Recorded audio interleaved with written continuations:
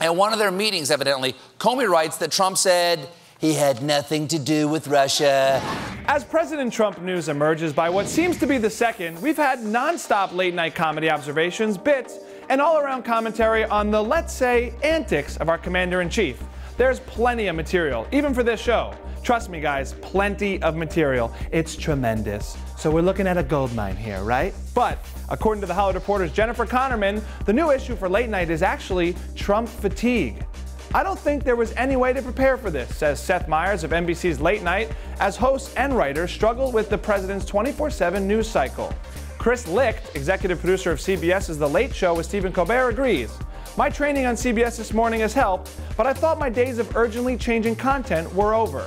They're not the only ones having trouble keeping up with the headlines these days. The fact is, the producing and writing staffs of pretty much every late-night talk show haven't had a normal week since Trump took office in January. Read this presidential briefing. Yep, I got the briefing right here. The president has obviously been beneficial to late-night comedy ratings, particularly for Stephen Colbert and The Late Show. Since the election, the program has overtaken Jimmy Fallon's Tonight Show on NBC to become #1 in the time slot, though with the caveat that Fallon still owns the 18 to 49 demo.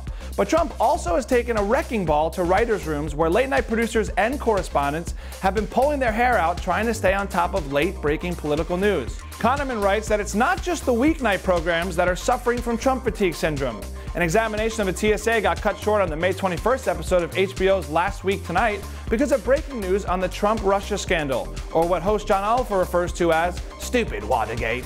While more than a few segments of Full Frontal with Samantha Bee have ended up on the show's website instead of on the air after getting bumped due to breaking Trump news. This is our new reality, says Full Frontal writer and correspondent Ashley Nicole Black. Keeping up with the headlines is only part of that new reality. Staying out of them is another challenge, like when Jimmy Kimmel gave his tearful monologue about healthcare, or when Colbert caused a stink when he called Trump Putin's, well, let's just say he called him Putin something or other. Drowning a show in too much Trump is yet another danger, though Rob Crabb, executive producer of James Corden's Late Late Show, sums it all up with perhaps the obvious. Trump is unavoidable. So what's your take on all this Trump fatigue, guys? Is it all unavoidable, or do we just have to get used to this new reality? Do you feel fatigued by all this as an audience? I've got a lot of questions, guys, so give me some answers in the comments.